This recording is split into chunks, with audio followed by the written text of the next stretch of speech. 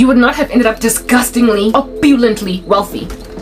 But you would have been comfortable, more comfortable than most, because you started something for yourself and it worked. Greed, rapacity, the eye of man never being satisfied is the very thing that causes Satan to make you join a secret society, a cult, when you've already built for yourself a nice little quaint little house in the prairie that's your own little baby. But now your little baby, you've literally handed it over for adoption to be controlled by some big brother. Now you get told what to sing. Now you get told what to poetry. When you the ones who, for me, the worst ones are the truth channels, the ones who do conspiracies and who unravel mysteries, who search, research, study the earth with carefulness.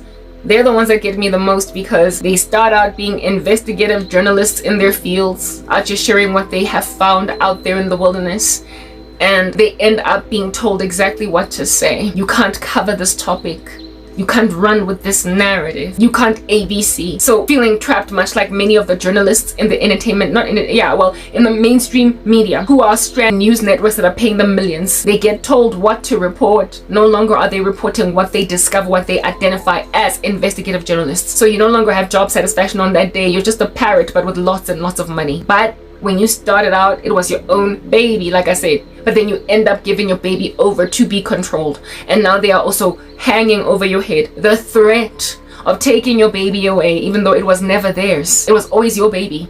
But they can literally shut you down. They can remove your entire YouTube channel. They can shadow ban you until you gain no more subscribers. They can you like literally limit your ability to do that which is your thing that you always love to do. So I mean, out the window then, fly like a bird, is your job satisfaction and your happiness in doing what it is that you do. Well, herein lies the story of this gentleman that I was listening to on the tube machine.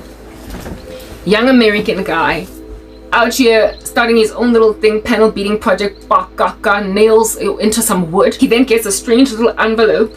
He opens it. He's like, "Who, curiouser and curiouser."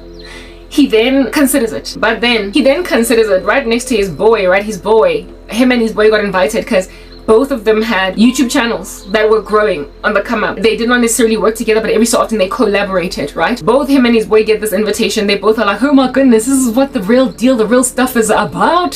This is what the big role is have to do." Herein lies these young men, all excited about this invitation. And then one older guy that is like a middle-aged guy, perhaps maybe like 46, and as to come out of where, all right? But I think it was like an acquaintance of theirs, knew them through what I don't know, by somebody that essentially had done the time, worn the dungarees, had been to the prison and lived to regret it.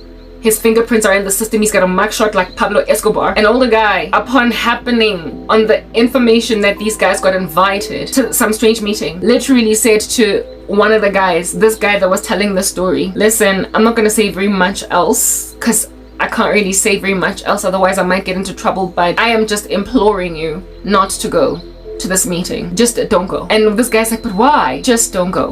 And he had, according to the guy telling the story, the man that was speaking this had a look on his face of deep concern, almost like a dad, on some "I'm begging you." But also the information that he was holding onto as to why you ought not go to this place was so confidential, right, that he couldn't say what it was, but there was enough concern in his eye to cause this young gentleman to crease his forehead on some, "Okay, I'll think about it. Cheers, see you later." Yeah, look at this little cat out here go to this party anyway, this Hollywood freaking party with his boy. He went with his boy. They went together. I get that they got an invitation together for both their respective YouTube channels.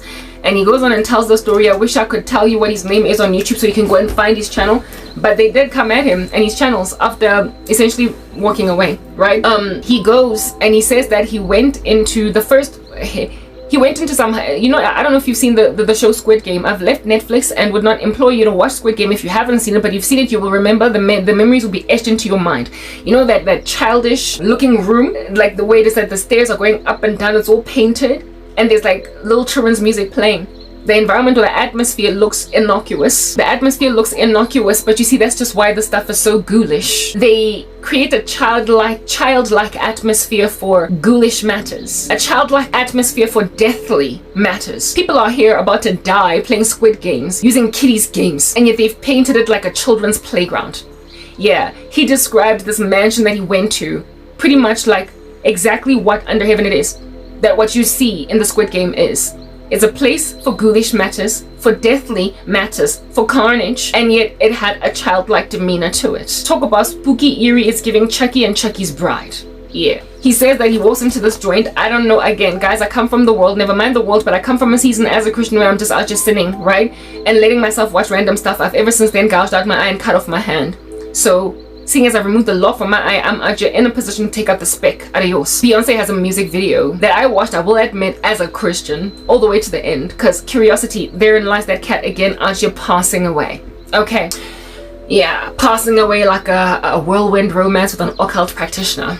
Music video in Beyonce. I forgot what it is, but it's eerie. I'm not gonna Google it. Nah, I am actually going to Google it because I don't have to Google the actual video. Only describe the video and it'll likely just pop up on my Google feed. Where is my thing? Horror Beyonce music video. You will know what it is.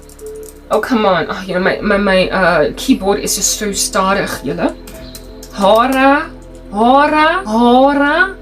Ugh, horror. Oh, come on. Horror Beyonce video. Yeah, horror Beyonce video. I mean, come on, it should just pop up. Like, there's literally only just one. Ay, Maradi, ghost, Danki-san, ghost. It just popped up like straight away. There is a music, okay, look, the imagery here, I'm not really feeling it. It's Beyonce Archer looking like a satanic high priestess. So let me just go back one on YouTube so I have a pleasant sight in front of my eyes, instead of Beyonce massacring the image of God in her with all of this ghoulish attire. Right, okay, cool beans and bananas. So Ghost, the name of the music video of Beyonce is Ghost, and in that music video, if you've seen it, then you know what I'm talking about. If you've not seen it, I am not imploring you to go watch it. Don't. Okay, yeah, because I gouged out my eye. Yeah, in that music video, yeah, Beyonce, yeah, Ghost, she is literally walking from room to room to room to room to room in some eerie, weird, anomalous house where there are weird things happening in each room. And these rooms have got different colors and there are different makings of, different playings out of some kind of strange satanic activity. The best description based on the best visualization that I had in my mind when this gentleman was explaining what he saw in this Hollywood mansion was that music video, yeah, Ghost, yeah, Beyonce, just going from room to room to room, but each room had a childlike demeanor, much like the Squid Game, where it is that they walked into a room and the first room was red, and then the next room was blue, and then the next room was pink, and then the next room was yellow, and then the next room, and when he's describing what's going on in this room, and the first room, one of the rooms, they were made to eat, their fill, their leisure, just this beautiful food. And these celebrities, very high-end celebrities, some of them were there, like A-listers that he could recognize, people that he ought to be trying to get autographs from since he was a little boy, are in this meeting. And they're talking to him like normally, even though they're wearing masks, he can tell. That's another thing, they love to conceal their faces, whereas the Lord, he makes your righteousness shine as the dawn and the justice of your vindication as the noonday sun. He has a thing about transparency, sobriety. We don't get hoodwinked, we don't cover ourselves with pillows over our heads in order for us to walk into a room. We do everything in the broadness of day. If anything, God says that be sober, be vigilant. He says, arise, O sleeper, awake from the dead, and Christ will shine on you. So God has a thing about open eyes. He has a thing about removing scales from eyes, not hoodwinking. He has a thing about walking ahead and not backwards. He has a thing about removing the veil of sin off you, that we might see your face clearly and let then the Lord shine on you. Whereas in these meetings, these people are made to wear masks. A lot of the masks of which I keep getting in my visions and my dreams. Some of them wear like entire masks, like never mind ones that they put on their faces like that, or that you just put like a irregular at the back and it's like a party, a mask for a child's party, but it's a whole mascot mask where you see a woman wearing a beautiful evening gown, but you don't see her face, and over her head is like a whole like mascot mask, almost like those people at Gold Reef City that RGB entertaining children inside bunny suits. But instead of it being the whole bunny suit, it's just the head that's covered with masks of largely animals like leopards, lions, and it often tends to be carnivorous animals, indeed, like leopards, lions, jaguars, etc. Like felines, the animals, okay, beasts. And I keep on getting visions of and dreams where I wake up to recall the aparo, not the aparo, but the mask, the animal heads, like entire animal heads, like a mascot suit, but just on the face, not the body. They wear stuff like this because they literally have to tap into animalistic desires. What are animals like? They function on basic instinct, need. They're driven by needs and not so much by self-control. When an animal wants to poo or pee, it doesn't wait for the lavatory. It just goes, right? Cats have the discipline to dig up a hole, poop, pee, and then cover it up. But largely an animal will be running, stop there, lift its leg, pee, and then down again. It's about getting what you want and getting it now. No self-control. Your desires, what you want, just get them. Like an animal. A male animal in mating season will just pounce on a female and have sex with it. Make babies. Animals function like that. No time to court, no time to wine and dine a woman, nothing of that nature. That stuff happens in the animal kingdom. So this stuff of saying, I want to have you, I want sex and I'm gonna get it, it's animalistic, it's beastly. It has no self-control, it has no cognition. The faculties that make us human beings and the parameters within which we operate to consider basic decent human behavior are left at the door in these cults, and entities come into their bodies to make them that incontinent. Hence why some of them, seeing as they were already kind of unhinged prior to joining cults, become even worse, like trigger happy, like the man in the movie Tsotsi, like I told you earlier, depending really on how you are. No self-control. That's why these celebrities that are so squeaky clean. Hey, Kimang, Christina Aguilera back in the day, remember, I'm a genie in a bottle, baby, come and get with me now. Not that a genie in the bottle is cute or good. It is satanic, it's demonic, it's magic, but so too do you get a whole bunch of magic in Disney, but those kids are still largely innocent, right? So Christina was innocent in, yeah, what I want is what you got, whoa, yeah. And then next thing, wanna get moving, yeah. You like they go from squeaky clean images to just these raunchy, like impetuous, petulant, beastly people that are getting what they want, and they are made to also mimic animals. They wear lots of cat suits in their videos with tails out here, licking themselves and what have you. They then also get really dark. They start wearing grunge, gothic makeup. They wear grander and grander nudity in the music videos, right? So they cover less and less, up to a point where Rihanna eventually ended up with a whole full frontal on Twitter. You will remember that. Yeah. They end up just doing some of the most heinous stuff. Beyonce goes from singing, nasty, put some clothes on, I told ya, don't walk out that house without your clothes on, you nasty girl, you classless, you freaky, you trashy girl. Remember nasty, put some clothes on, to if I ain't got nothing, I got you. The music video, yeah, 1+1. Beyonce's uttering a G-string, a thong, all up in everybody's grill, covered in glitter and oil or whatever, with us looking at her basically nude posterior area. Yeah, doing music videos in the fella where you're just butt naked, and then there is I am drinking, whatever, with Jay-Z. You know how her concert, the live performance of Drunk in Love is so licentious. Yeah, a woman like that goes from saying nasty, put some clothes on with Destiny's Child all these years down the line, is out here literally barely dressed on stage telling people to drop it like their authority, and the husband of which also appears to be picking no bones with it, having no qualms with the nudity of his bride. The fact that men in the entertainment industry are so okay with the nudity of their women is evidence of the fact that in and of themselves they're unhinged. Men, by nature, the way that God made them, are to be jealous for brides. Therefore, if a man does not largely insist upon the modesty of his wife, something's going on over there. They're unhinged. You will remember Sierra's husband, Sierra of which married apparently in Christ. Apparently they stayed celibate. Yeah, the chick out here rocking up at some music award or some event or whatever, literally unrobed. And her husband barely said anything about it. We all lamented, else from the outside. And the husband still did not come back and say anything about it. Sierra humiliated her husband, but her husband appeared to not be fazed by it. They pride themselves in the just absolutely peeled butt naked like anarchy, a nakedness of their women. They're okay to peel their women like they're some bananas in a way that does not make sense, because some of these women are their wives, and men are, like I said, by nature jealous for us enough to be like, honey, are you leaving the house like that? It's not abusive, it's sensible, it is right, because according to the scriptures, our bodies are our husbands and vice versa. We belong to each other and nobody else. And when you gaze upon a woman with lust, you commit adultery with the heart. So if a man has no sense of jealousy over his bride's nude body, he is unhinged. There is something in him that has unraveled a portion of his manhood such that he can't see straight. He is glorifying and celebrating that which is nonsensical. Anyway, whatever. those are the celebrities that actually end up really extremely hectic.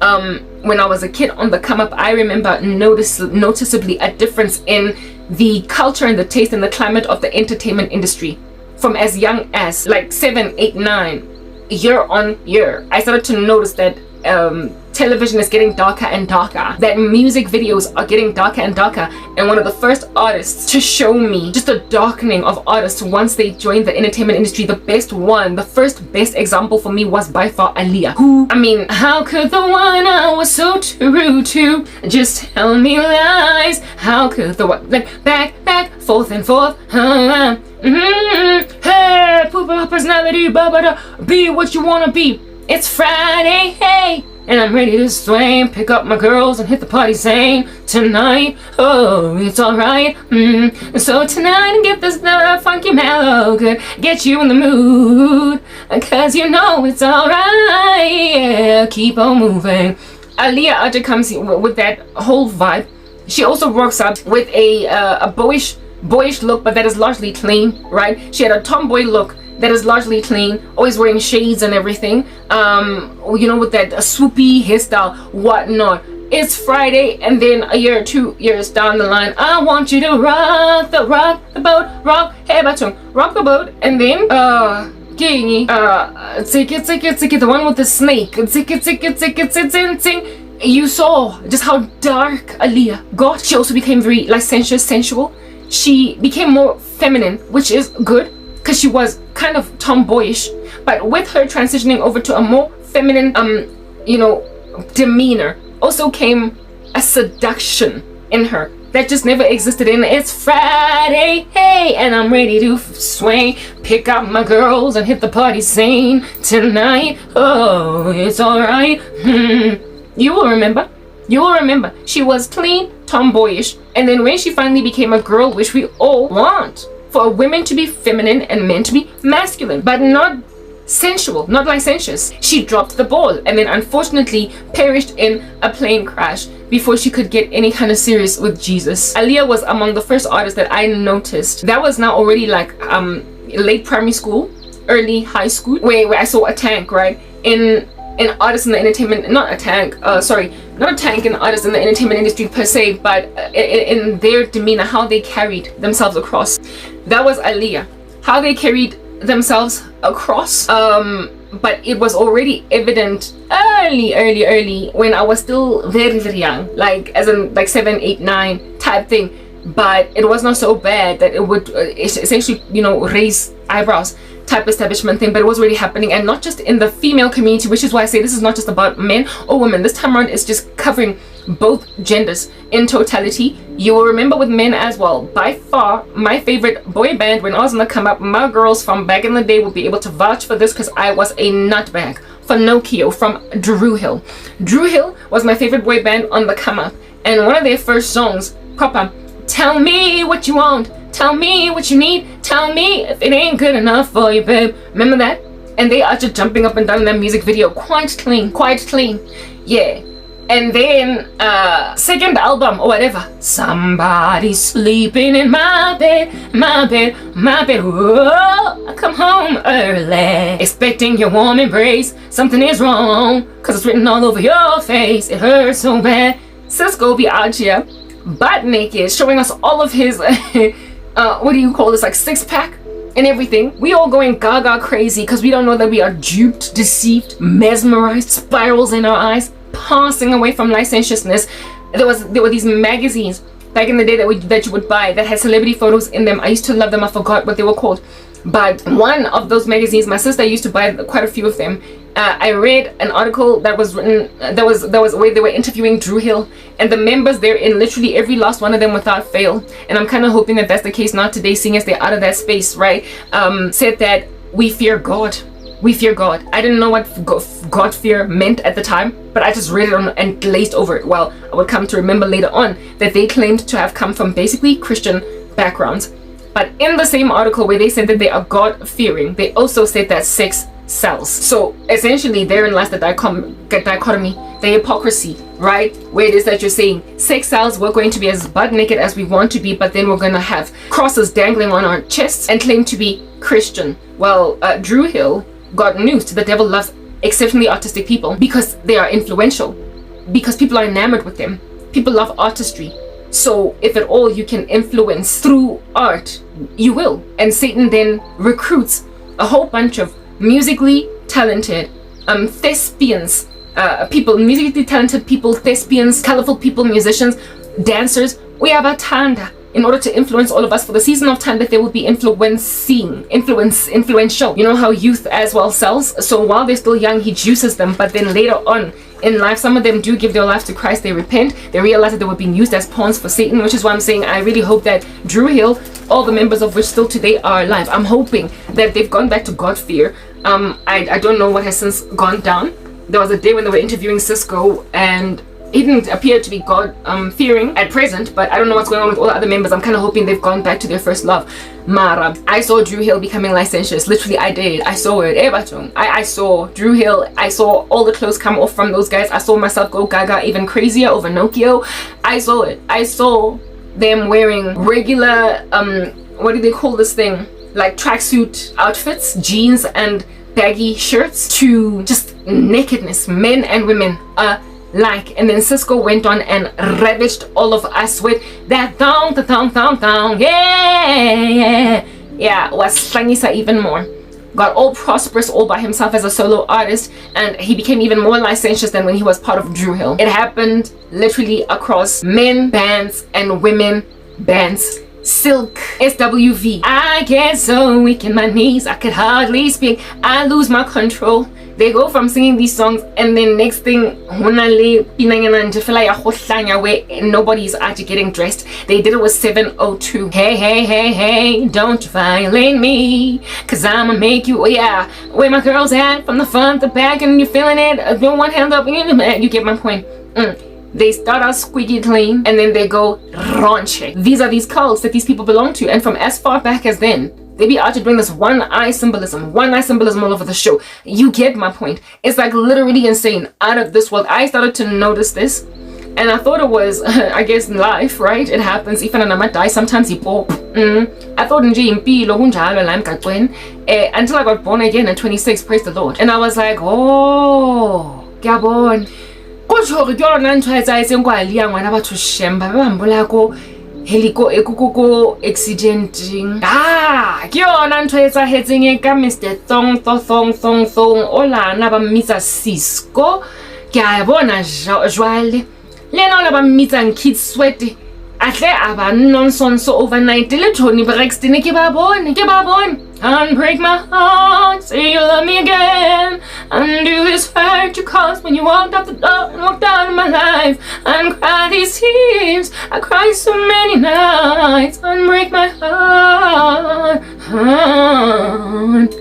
And then the same Tony Braxton, kutsa, ooh, all night, with you there beside me, all night. Yeah, and then the rest, I don't need to be singing those lyrics. Get down, baby, you know you making me high.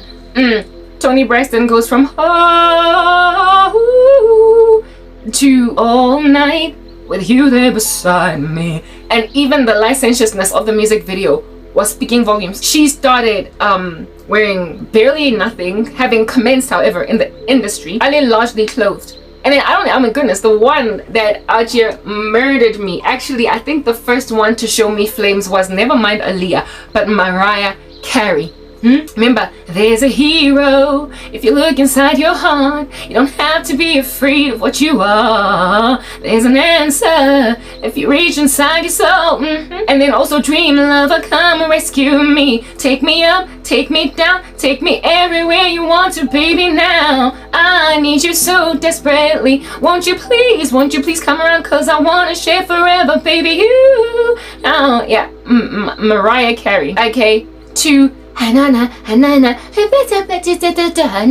whispering. I do not even using the full capacity of her voice because apparently she's too intimidating. You will remember what Mariah Carey did to all of us. Mariah Carey was by far the biggest shock of our lifetime. Okay, Mariah Carey was supposed to stay sober like Celine Dion. She was supposed to stay clothed like Celine Dion. She was supposed to stay on a narrow path like Celine Dion because she had a Celine Dion air to her. Mariah Carey was on the same sort of kind of pathy trajectory space as Celine Dion, Whitney Houston. And then she went and became bubblegum Britney Spears dorky blonde girl, despite having those kinds of pipes, and made us put her in the same band with those fluffier artists when she had such hard knock deep music in the beginning. Mariah shocked us all. Alright, Celine Dion is not the most righteous of women. She ought to be making demonic baby outfits, but she did keep herself clothed. And also Whitney Houston also largely stayed with outfits on her body. Turns out you were making a fool of me, but despite wearing outfits on her body, she went grunge and ditch dog, because it's not right, but it's okay, I'm gonna make it anyway. Pack your bags up and leave, don't you dare come running back to me. I guess you don't know before. Barking like a dog. In that it's not right, but it's okay. Music video, she wasn't exactly the most clothed, but she wasn't too nude. However, she was kind of grunge, she was kind of goth. It was giving leather and black and tiki. Count on me. That's the same Whitney Houston. Through thick and thin, a friendship that will never end. When you are weak, I will be strong, helping you to carry on. Call me. Was CeCe Winans, right? That's who she was with. Count on, count on, count on, count on me. Yeah, oh yes you can, no, sure I can. Of course, there's like crazy little songs that Whitney Houston from back in the day that could already evidence that somewhere along the way. Because I mean, who ought to be singing saving all my love for you? Hey, a few stolen moments, committing adultery. I want to be your lover, even though you're married. It's a touch in this corner and a touch in that corner, because in all that I do it with you, and I'm saving all my love for you. Saving All My Love was a crazy adultery song, but it was done by a clothed Whitney Houston that, albeit singing bunch of trash, albeit having also come from the church, was nonetheless largely clothed. So even Whitney Houston, despite the fact that she did not necessarily strip down to the barest nakedness, she did, however, in the stuff she was singing, kind of stripped down, and there was a goth and a grunge that eventually came over her, and she did go and marry that no-brainer called Bobby Brown, and she did, after all, pass away from a drug overdose in a bathtub. The entertainment industry be out to taking people and doing that to them. It, like, literally. It just makes men and women go crazy. Sam Smith, this is now later on, right? From when I was out here being a bambino in these streets, hopping up and down them in Johannesburg. Yeah, Sam Smith, I guess it's true. I'm not up for a one-night stand. But no, cause I'm just a man. Oh, won't you stay with me? Oh, I forgot the lyrics. Oh, to my man. First of all, wearing a balloon black at the Grammys, wearing dikwaikwai, wearing female attire despite being a man. We've always known that he was homosexual, but not trans, and yet a transvestite, and yet now he is trans too. So they just dwindled him into other little corners of the LGBT community, and then he goes and he does that song, Unholy, Unholy, of which apparently allegedly the music video is the scum of violence. I don't even want to see it. I only heard Candace Owens give commentary on it, and I don't want to see the music video, but it is heinous. It is heinous, and the lyrics in and of themselves are heinous, but the man is exceptionally talented. However, there are artists in the entertainment industry that don't necessarily go out like that, and I made mention of Adele the other day, how it is that she's never ever stripped naked, stripped bare. Mara, there is clearly, evidently, something that unhinges these artists, that in the spirit of desperation to maintain something, they get really dark, and this darkness, for the life of me, I don't understand why, because at the end of the day, we are human, and we all are in dire need of redemption, and we all are going to hell if we don't embrace this redemption. And so it is in nobody's best interest to proliferate all this filth in the entertainment industry, because it's full of humans, and it's also in nobody's best interest to proliferate all this profanity, because largely people struggle to consume all this swearing, and it's not that easy to swallow as it is imagined. Why are they callousing us to swear words? Why are they insisting on muddying society? It's literally unnecessary. The level of demonic worship in the entertainment industry is so crazy unnecessary. Doja Cat is another one. Banana say so. And then that other little demon vibe video that I don't even know how it goes, but she did a whole photo shoot on, is it Instagram or some crazy magazine, and I'm just like, Yazin. And then there are about guys, as in the world, this little secret society, this crazy little Babylon, this insane little Illuminati nonsense has taken over everything, and it is in no one's best interest. We are earthlings. We are all human beings made in the image of God. For all of y'all to insist upon Satan worship, you are deceived. What in the world is going on? But that's just the thing. Do what thou wilt, for that's the whole of the law. That is your kingdom. That is your kingdom. When it sends you to hell, when it's messing with your children, when it's messing with the sanctity of human life, when it's messing with the beauty and the glory of kids playing in the park, when it's messing with the chatter of men and women at the gymnasium, when it is messing with basic decency in society, and you can no longer recognize the earth, and yet you are strangely duped into thinking that you're cool. What is going on over there? You have entered into a space that has a deep sense of foreboding, like a frog, sunk and then swam. You have accepted something eerie and ominous, and imagine that, okay, human beings are deceiving and being deceived. It don't make no sense. Who wants to go to hell? If these people knew that there's hell to pay, they wouldn't do it. The thing here, we're literally dealing with people, and that's why this is baffling to me, but it ought not be, right? The Bible says do not consider it strange when you go through trials of different kinds, as if though something weird, strange was happening to you. Strange things are going to happen in the last days, where people are going to be strangely defeated, shooting themselves in the foot. All the glory and beauty, everything that is wonderful, spectacular, and fascinating about society is no longer going to be appreciated. Everything. Human beings in a position to benefit from the glory and the beauty of humanity, destroying humanity by insisting that every show on Netflix have expletives, that every music video have expletives, nakedness, bunch of red, bunch of black, bunch of leather, bunch of people doing debauched things, bunch of people committing crimes. What is it about you that is so masochistic? Because these things that you proliferate in your music are tarnishing societies. But y'all are distant from the music that you produce, aren't you? You produce it, you then ruin gases. You produce it, you then ruin households. You make men kill husbands. You make men kill wives, and you make wives disrespect husbands, and then you go home to your own little closet and realize that you've ruined the world and made it a worse place for nobody to be okay in it. It don't make sense.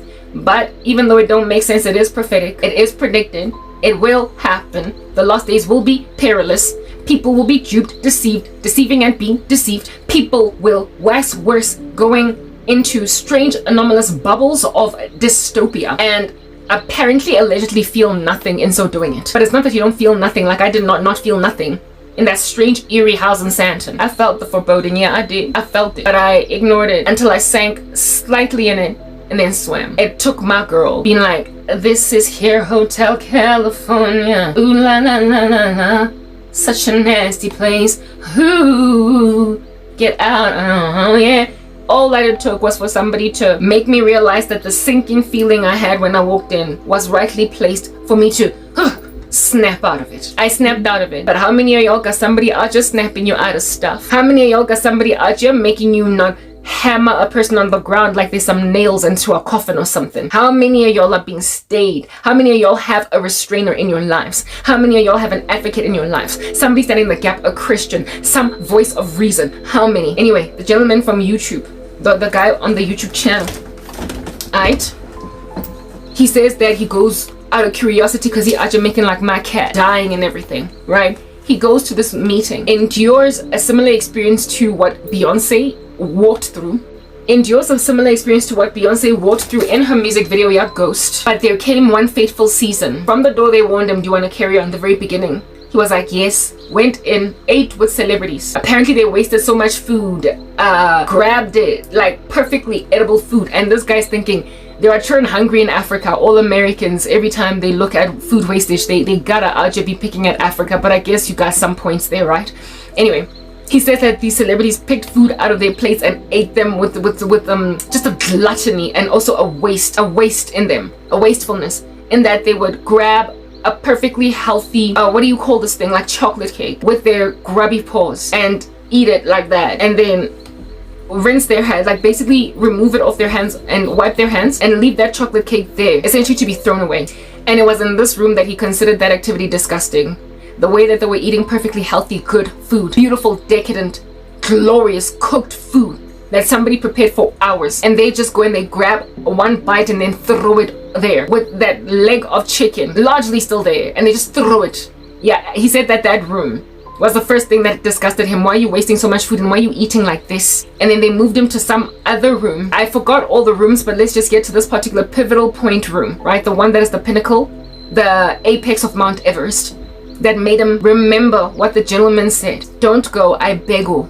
Don't go. There they brought out all different kinds of religious text, religious books. They brought out a Bible, of course, because do they not just love the Bible? After all, they use it as a spell book. Look at how y'all are using Bible stories to do necromancy at gravesites in order to get power of saints when they've died, because you think they're like the prophet Elisha that can bring a person to life after passing away. So Lerata Bible, not however for God's purposes, however for but rather for satanic purposes. The Bible was one of the religious books that they brought there, but they also brought out, he said, according to him, the Quran. They brought out a Buddha statue. They brought out basically, if it is a religious belief that you could like conjure up from the earth that has a biblical text, they brought out that book. If there is a religious belief that has a religious effigy, like an ornament, like you know how in Christianity we've got a cross, in Buddhism they've got that little monkey thing chilling, Hinduism, they brought it out, and they said to these people who alleged these content creators, it was this particular meeting was for all of them, but they were introducing content creators to each other. Like I said, it's like orientation week at Wits. You're all the same age. You are going to study in the same university. Before this, you never would have met each other, and you were of the same age group, so you will likely end up being abangani or whatever. They grab these content creators that they found all over YouTube already doing well for themselves, and then all of them come from different walks of life. I live in New York and I was raised Hindu. I live in Texas and I was raised Christian Baptist. I was raised Christian. I'm from Illinois, Presbyterian. I'm from this, I'm from that, I'm from the other. I'm an atheist. I believe in nothing. I am. Yeah, these kids, well, largely they were kids, but if at all you're a content creator that is any kind of serious looking on YouTube, not just YouTube, think all social media platforms. They're out there trying to get all the influencers of the earth under one basket to control who can speak, where the world's wealth is amassed. They want to put it in the hands of those people that belong to them. You get my point. They grab all different kinds of either religious effigies or text, and then they made these people in this room. I get it, when you move from one room to the other, you're graduating, accepting to basically continue to be initiated. This guy's out here excited with his friend. Do you understand? He's there with his boy, and then they bring them into this particular room, and in this room they've got all these religious books and effigies, and then they start to say, recant what is the thing that you grew up with. This one particular guy, this gentleman that was sharing his testimony on YouTube, because he was raised Christian, but there were of course others that actually be going for the Hindu symbolism, blah blah blah. And then once they had these irrespective religious things, they were supposed to recant them with their words. Say, I renounce the Bible, I renounce the Quran, I renounce this, and in exchange for myself, the worship of myself. This guy, the thing that got me was that they were renouncing the Bible, not so much to allege to Satan, or not so much to allege to any other kind of God, or the one eye symbolism. They were told to allege to themselves, be inward focused, look at no one but oneself. Hence their famous term, do what thou wilt, for that is the whole of the law. It's about you. It's about what you want. You want sex? Get it, baby. You want food? Get it, baby. You want money? Get it, baby. You want a car? Get it, baby. You want a house? Get it, baby. Why? Because you deserve it. You. Who did that? Who out here be using that I word all the time? I will exalt myself above the stars of heaven, and I will be like God. I will ascend above the stars of heaven. Like I said, I will, Satan was the one that kept on saying, I, me, I, narcissistic, perched on a rooftop like a little birdie with a God complex.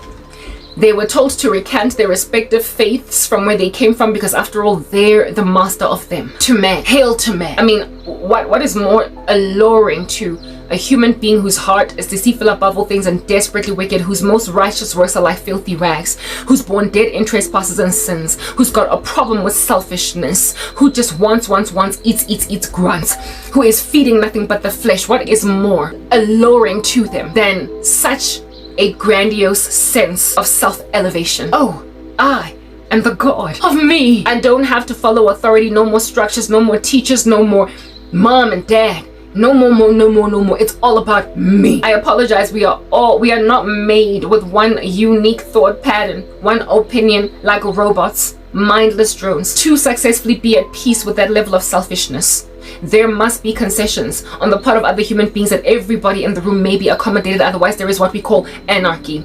If man were to get their wildest desires in their own unique capacity, nobody in this ecosystem would be able to live at peace with each other, for each individual unique's I-nesses are conflicted. Everybody's own little selfishnesses are conflicted.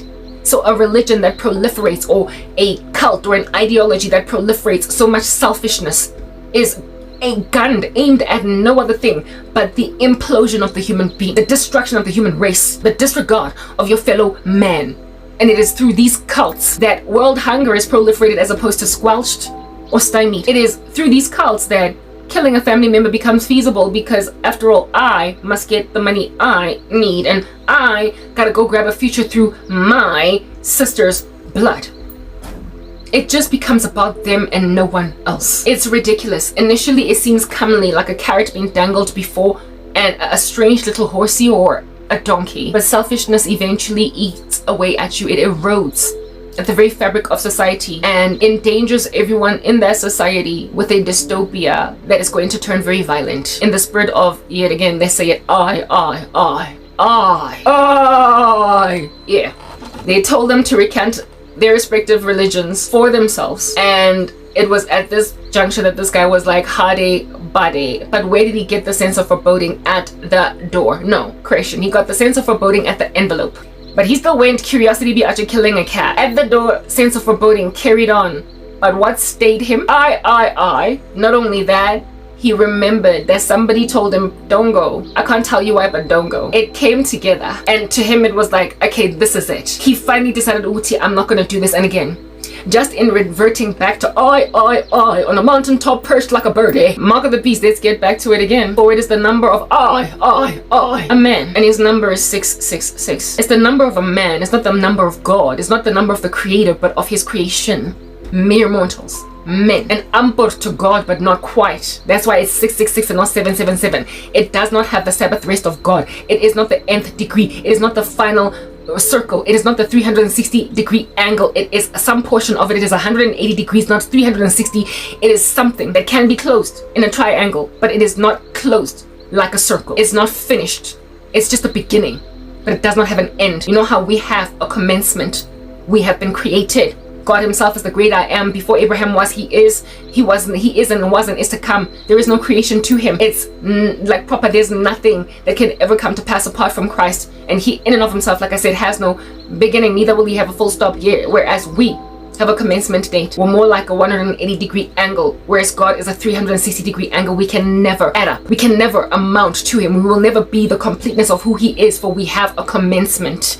And yet look at all of these triangles try to come up against a circle. You're not going to win. 360 degrees versus 180 degrees, you're not going to win. But man, oh man, how you going to build that gangster Tower of Babel that in and of itself looks like a triangle, and God will be the one to yet again bring it down. Number of a man, 666. This young gentleman at this particular juncture is like, Hade Bade, I'm sorry, I'm getting out of here. I'm squeezing myself out of this room like an orange. He got out. He said at this joint, no, I will not recant my faith. At which point, the kind faces that had a swaggerfied demeanor suddenly went hostile, and he was carried out there with hostilities, like I said, by security. Like the guy could have just walked out, but they wanted to doubly make sure that he doesn't do anything strange. He was escorted out of there by security, and when he was outside, he decided, oh, dangerous little boy, danger gevaar ngozi, like care you not for your life. He decided to make like a little peeping Tom and look into a window of one of the other rooms that these initiates were moving into, if at all they recanted their faith, his boy recanted. His boy agreed to renounce everything he's ever believed in and moved on to the next room while he got escorted out. And he peeped, for the sake of his friend's safety and wondering what's going on with my boy, he peeped and witnessed things being done that I can't even begin to speculate, neither do I desire to.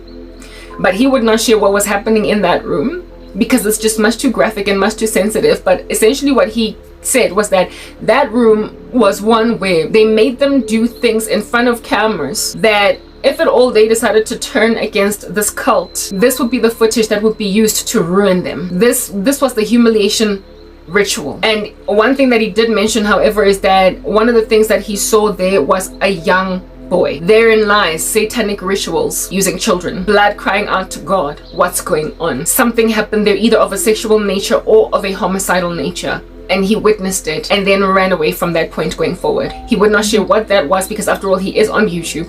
And not only that, after that event happened, he did get quite a few threats because of having refused to finish the recanting ritual so he can move on to the next humiliation ritual. Therefore, every last one of these cult members, remember when I first started talking here, I sang about how it is that it don't matter what they got over you. I used never lost a battle. And I was like, it don't matter what they've done, what they're holding over your head, because God is waiting right now. Let the Lord be the one to punch your teeth until they fall like the wall of Jericho. Because if you don't, then people are gonna be the ones to remove your teeth like the wall of Jericho. And you're going to be like an infant with teeth that are sparsely scattered in your mouth, with people able to count them between vast areas of dry land. Let the Lord be the one to punch in your face and then enter heaven maimed, rather than have the earth come at you for belonging to such cults and so vigilantically kill you, and then you still go to hell without Christ. You go to hell without Christ. Do not fear man, who can do the number of a man, that's 666. Literally, it ends at 666, 180 degrees, nowhere but. Who can do nothing but kill you. Only fear God, who thereafter can throw your whole body and your soul into hell. Herein lies this content creator dude. Be threatened by a mere 666. Mere. Proper, get it? It's mere. When you know the God of the universe, he was being threatened by 666. Whereas people don't understand that there is Sabbath rest from threats, from scare tactics, from that which goes bump in the night. There is rescue available for people from 666, from the mark of the beast.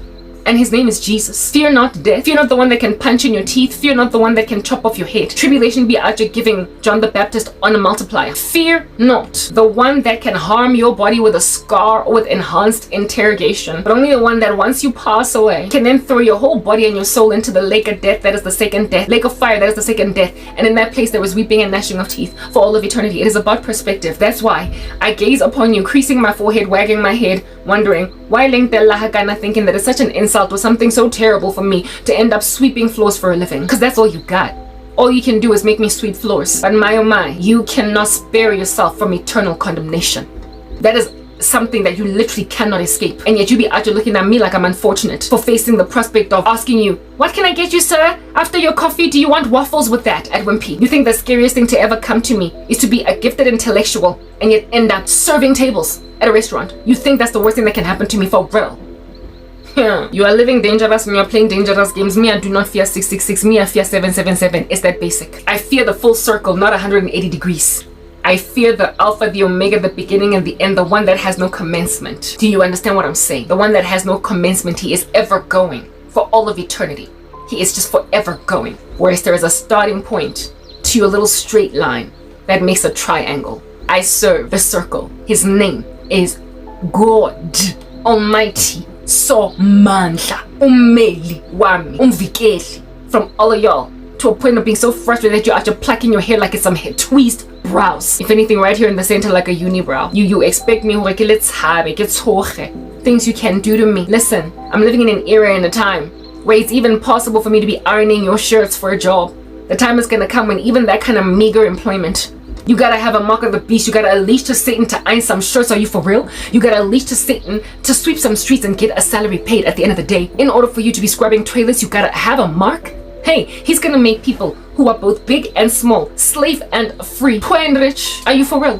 To get a mark on their forehead or on their right hand, so that you cannot partake in commerce without the mark. When you out here alleging yourself to Satan and still gardening, picking weeds, chilling at the builder's warehouse saying I'm in Tyler, In order for a person to bring you into their house to tile their house, they gotta scan your hand or your forehead with their devices inside their own households. Proper. The mark of the beast system is going to be so intricate that there's going to be little scanning devices inside people's houses, such that you will not even be able to garden for them. Pick out weeds from their garden without them scanning your forehead across their household little scanning machine. To pick weeds? When did mankind become so cheap? Are you for real? That's how much the devil hates you. Don't you see? Satan hates the human race so much that he will cheapen how much less he gives you to go to hell. Reject your maker. Absolve yourself from the prospect even of redemption. He will cheapen how low you will go because he knows it's possible. Listen, there are people chilling in shacks. Go Alex, go deep slurred. How you gonna be living in a shack out here every time when it's raining, it's dripping on your head like the woman in the Proverbs that keeps yelling at her